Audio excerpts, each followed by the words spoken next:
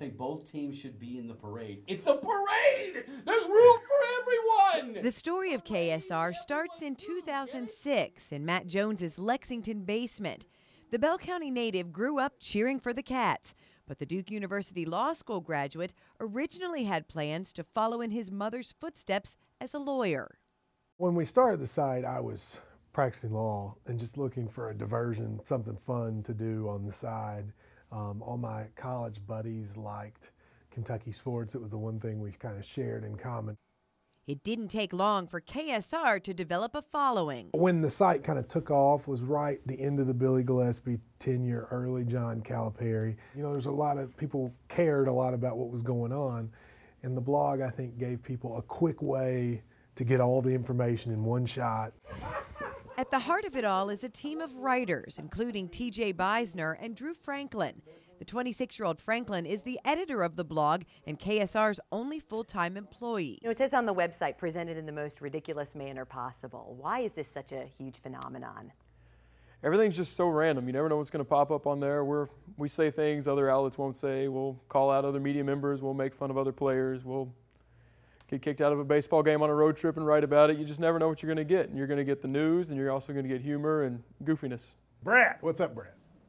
The show is broadcast from Louisville, weekdays from 10 to noon on 1080 WKJK. When you're drawing something like this, you don't want to clutter it up with things with facts really relevant to the, It's on from Paintsville to Madisonville. Radio host Tony Vanetti has worked in Louisville for 22 years.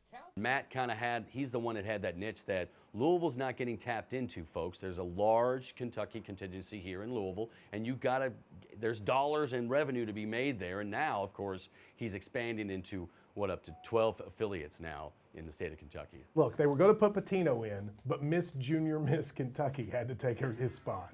KSR is constantly taking shots at the hometown team, U of L, and its fans. Why do we honor them when they lost? We won. Let me ask you a question. Had they won that game in the semifinals, would anyone say honor Calipari as well? No!